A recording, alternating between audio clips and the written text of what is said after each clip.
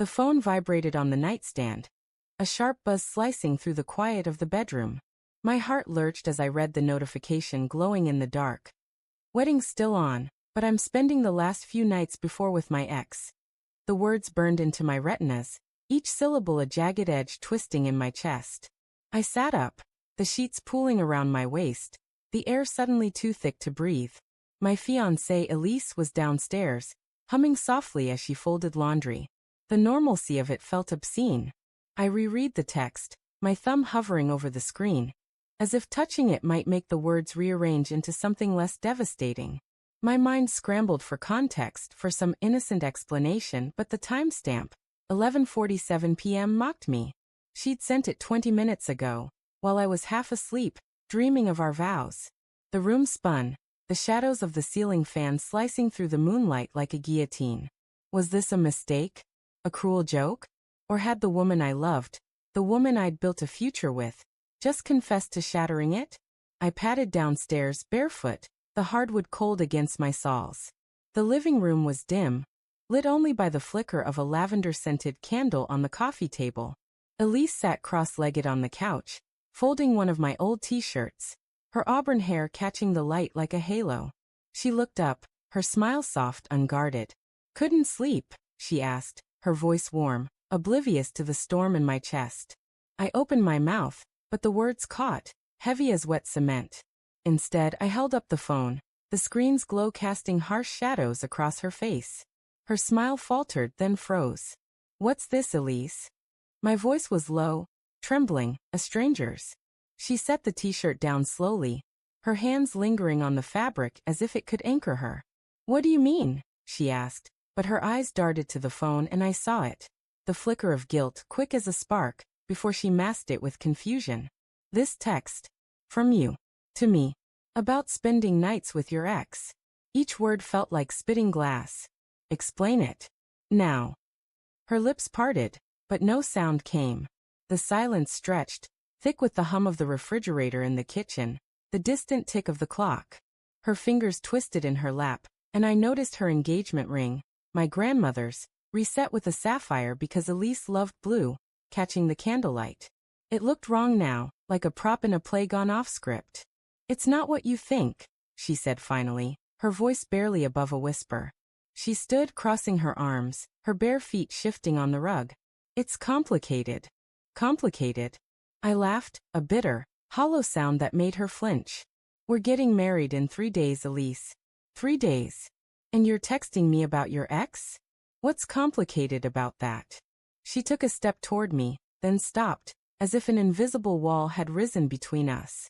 "It's not about feelings for him, Matt. It's not like that. It's closure." Closure. My voice cracked, anger and disbelief tangling in my throat. "You need closure with Derek 2 nights before our wedding? What kind of closure requires nights?" Her eyes glistened, but she didn't cry. She never cried, not even when we fought, which was rare. That restraint, that quiet strength, was one of the things I'd loved about her. Now it felt like a shield. "You don't understand," she said, her voice steadier now. "Derek's been reaching out. He's struggling. He needed to see me, to talk.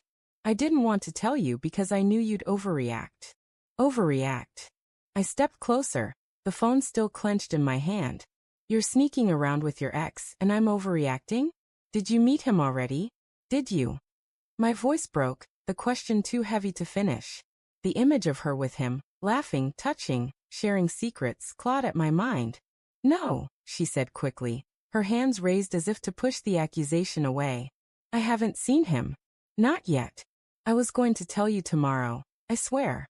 I didn't want to hurt you." The words landed like a slap. "Not yet." My knees buckled, and I sank onto the arm of the couch, the phone slipping from my hand to the cushion. The room felt smaller, the walls pressing in, the air sour with the scent of lavender and betrayal. I thought of the past week, her late nights at work, her distracted glances, the way she'd pull away when I kissed her, blaming stress. Red flags I'd ignored, rationalized because I trusted her, because I loved her. "Matt," she said, kneeling in front of me, her hands hovering near mine but not touching. "I love you. This isn't about love. Derek's in a bad place.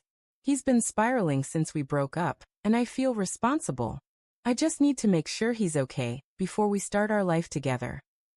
Her words were earnest, her eyes pleading, but they felt hollow, like a script rehearsed too many times. I remembered Derek, tall, charming, with a laugh that filled rooms. They'd dated for 3 years before we met, and she'd always spoken of him with a quiet respect, never bitterness. I'd admired that, her ability to let go without resentment. Now I wondered if she'd ever let go at all. Why didn't you tell me? I asked, my voice barely audible. If it's so innocent, why hide it? She looked away, her jaw tightening. Because I knew you wouldn't understand. You've always been jealous of him. Jealous? I stood, pacing the room, my bare feet slapping the hardwood. I trusted you, Elise. I didn't care about your past. But this? This is you choosing him over me, days before our wedding. That's not true, she shouted, standing now, her voice sharp with desperation. I'm choosing us. I'm trying to close that chapter, so we can start fresh. You're twisting this into something it's not. Am I? I stopped, facing her, my heart pounding so hard I thought it might crack my ribs.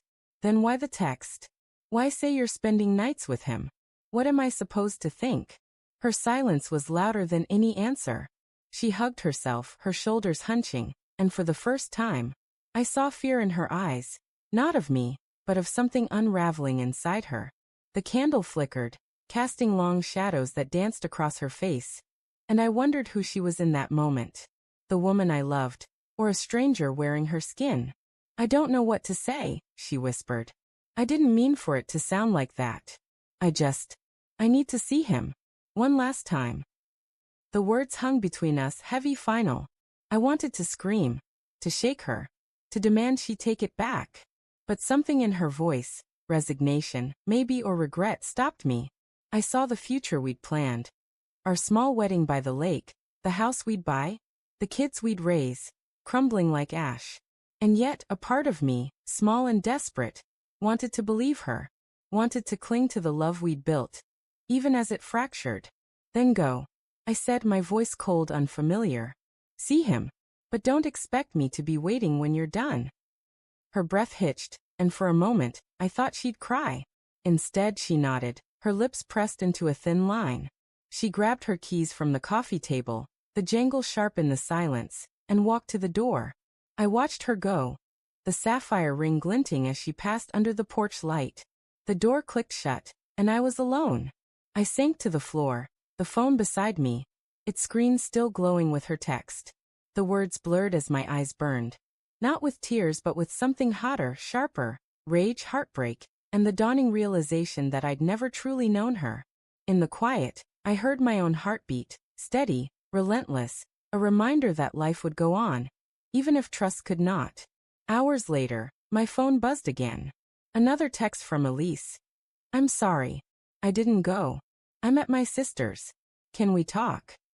I stared at it, the words a lifeline and a wound all at once. I didn't reply. Not yet. But as dawn broke, gray and heavy through the window, I knew the real betrayal wasn't her leaving. It was the doubt she'd planted, the crack in our foundation that no apology could mend.